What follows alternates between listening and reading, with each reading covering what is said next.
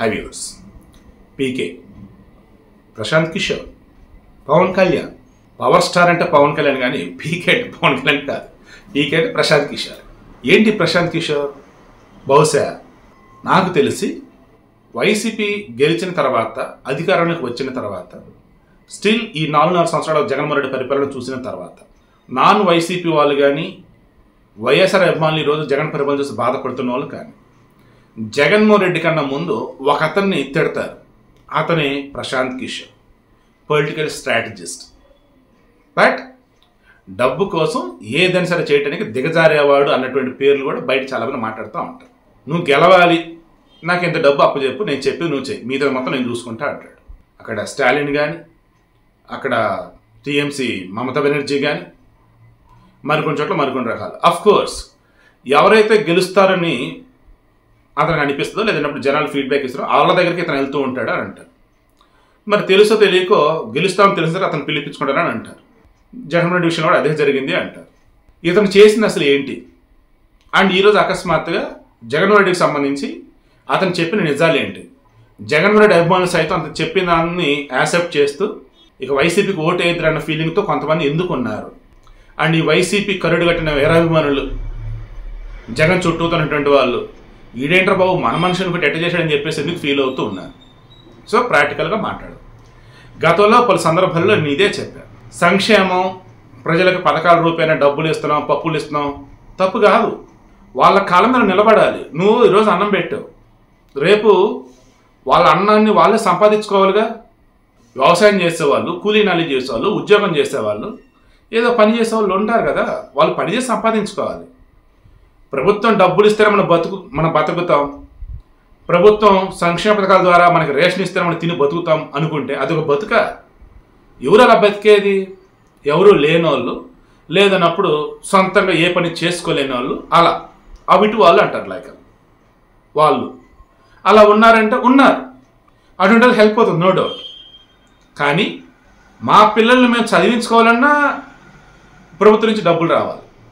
ఈరోజు మేము అరే మా వెహికల్ మేము నడుపుకోవాలన్నా ప్రభుత్వం నుంచి ఇన్సూరెన్స్ డబ్బులు రావాలి. అలా పథకాల రూపేణా ఎలా అంటే, అది మీరు ప్రతి యాక్టివిటీలో కూడా మేమే ఉన్నాం, మేము ఇచ్చే డబ్బులే ఉన్నాయి అన్నట్టుగా వాళ్ళు నమ్మిస్తే వీళ్ళు తెలియక అవును అన్నట్టుగా నమ్మేస్తూ ఉన్నారు.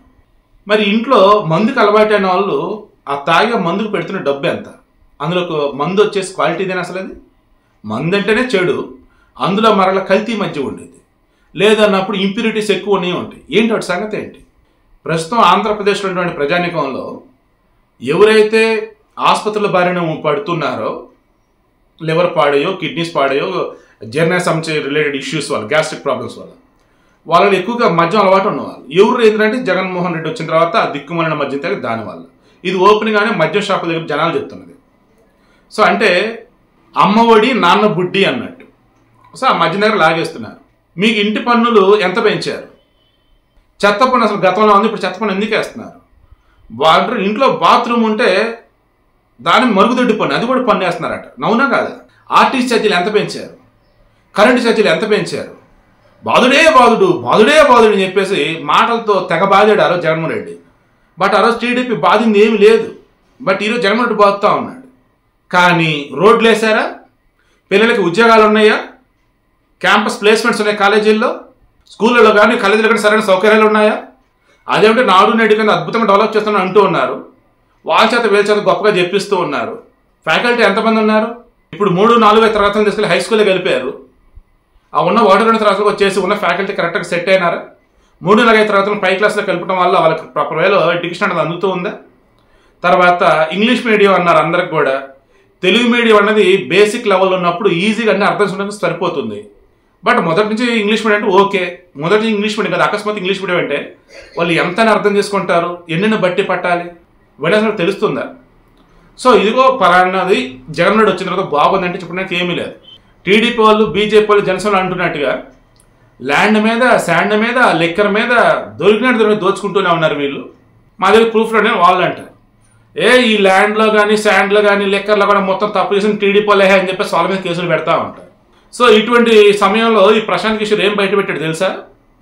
పరిపాలన అంటే ఏంటి? సంక్షేమ పథకాల రూపేణా ప్రజలకి సబ్సిడీకి సరుకులు అందించడం కావచ్చు, కొంత డబ్బు సాయం చేయడం కావచ్చు, నేను కాదనను. కానీ ఎప్పుడది డెవలప్మెంట్ చేసి నువ్వు అవి వాటిని ప్రజలకు అందించాలి. డెవలప్మెంట్ చేయకుండా అప్పులు తెచ్చి ఏపీలో జగన్మోహన్ రెడ్డి లాగా పరిపాలనగా చేస్తూ పోతా ఉంటే దానివల్ల మంచి జరగకపోగా నాశనమే జరుగుతుంది. అది తప్పు. ఓపెన్గా చెప్పాడు ప్రశాంత్ కిషోర్, ఓపెన్గా చెప్పాడు అది. ఇప్పుడు చెప్పండి అయ్యా, ఇంకా జగన్మోహన్ రెడ్డికి ఓట్లు వేసే వాళ్ళు ఉన్నారా? ఇప్పుడు చెప్పండి, జగన్మోహన్ రెడ్డి పరిపాలన అసలు అది పరిపాలనైనా? ఎన్ని లక్షల కోట్ల అప్పులు చేస్తున్నాడు, ఎన్ని తాకట్లు పెడతా ఉన్నాడు, ఉద్యోగ జీతాలు ఇంటిలో వెళ్తున్నాయా?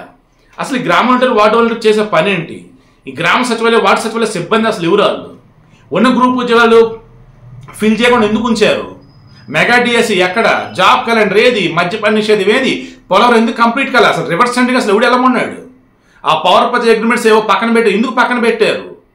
ఈరోజు డబుల్ డ్యూటీ వస్తే తెలంగాణ, సింగిల్ డ్యూటీ వస్తే ఆంధ్ర, వెలుగుల్లో ఉంటే తెలంగాణ, చీకట్లో ఉంటే ఆంధ్ర అని చెప్పేసి కేసీఆర్ కూడా ఘోరగా మాట్లాడుతుంటే నోరెత్తలేకపోతున్నారు ఈ వైసీపీలో. అదే ఒకటి సత్తులు చెప్తా ఉంటాడు, ఎన్నికలప్పుడు ఏదేదో మాట్లాడతారు. ఏంటి ఏదేదో మాట్లాడేది? ఏపీలో సరిగా ఉన్నాయా?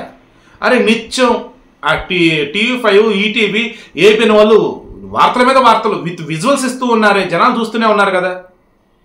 వాళ్ళు చేస్తున్న తప్ప తెలియదు కేసులు పెట్టాడు సజ్జల గారు, రాంగ్ విజువల్స్ చూపిస్తున్నారని. సో నేను రిక్వెస్ట్ చేసి కూడా అదేనండి బాబు. ఈరోజు ప్రశాంత్ కిషోర్ నోరిప్పాడు. ఏ ప్రశాంత్ కిషోర్ అయితే జగన్మోహన్ రెడ్డిని కాబోయే సీఎం అంటూ ఎన్నికల ముందు ఓ రేంజ్లో హైప్ చేశాడు, 2019 ఎన్నికల్లో జగన్మోహన్ రెడ్డి గెలవడం కోసం నానా రకాలుగా ప్రచారాలు చేశాడు. తిమ్మిని చేస్తూ ఉన్నది లేనట్టు, లేనిది ఉన్నట్టు, గ్రాఫిక్స్ అని చెప్పేసి అమరావతిని బద్నాం చేసి ఇప్పుడు అదే గ్రాఫిక్స్ గురించి జగన్మోహన్ రెడ్డి పరిపాలన చేస్తూ ఉన్నా జనానికి అర్థం కానట్టుగా ఎన్నో రకాలుగా అసలు పావల ప్రచారాన్ని 1000 రూపాయల ప్రచారాన్ని చేసి అసలు చంద్రబాబు నాయుడు చేసి రూల్స్ పాటించే వ్యక్తి, కులానికి అసలు ప్రాముఖ్యత అటువంటి వ్యక్తి మొత్తం వాళ్ళ కులమైన హడావుడి చేసి ఈరోజు జగన్మోహన్ రెడ్డి వచ్చేసి మాట్లాడితే ఏదైనా సరే మంచి పొజిషన్ అంటే రెడ్డి.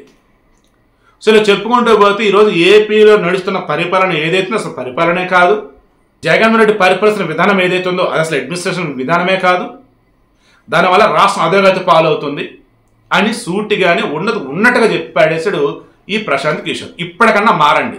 పవన్ కళ్యాణ్ నెత్తునరు మొత్తుకున్నా, చంద్రబాబు నాయుడు నెత్తునరు మొత్తుకున్నా, పక్క రాష్ట్రాల్లో మిగతా రాష్ట్రాల్లో నెత్తునరు మొత్తుకున్నా అదే. ఏం మనుషులే బాబు ఈ ఏపీ ప్రజలు? చంద్రబాబు నాయుడు లాంటి ఓ జీనియస్ని కాదని ఏమీ తెలియని జగన్మోహన్ రెడ్డిని ఎన్నుకున్నారు వాళ్ళు. ఈ 4 సంవత్సరాలు ఇప్పటికైనా రియలైజ్ అయ్యారా లేదా? ఆయన పరిపాలించడం తెలియదు, అప్పు తెచ్చి డబ్బులు పంచడం తప్ప ఏమీ తెలియదు, అభివృద్ధి అంటే ఏంటో తెలియదు, ఇంకా ఎవరైనా ఏదైనా మాట్లాడితే కేసులు పెడతాను ఆయనకు తెలుసు అని చెప్పేసి అంతా అంటున్నదే ఈరోజు ప్రశాంత్ కిషోర్ చక్కగా సింపుల్గా చెప్పాడు. ఇప్పటికైనా రియలైజ్ అవ్వండి, రియాలిటీ ఏంటో తెలుసుకోండి. నేను చెప్పింది అబద్ధాన్ని మీకు అనిపిస్తే హ్యాపీగా వైసీపీ కోటేసుకోండి. లేదు జగన్ రెడ్డి మంచి సడే అనిపిస్తే కింద కామెంట్ అప్పుడే తెలియచేయండి, నేను కూడా తెలుసుకుంటా మంచి ఏంటో.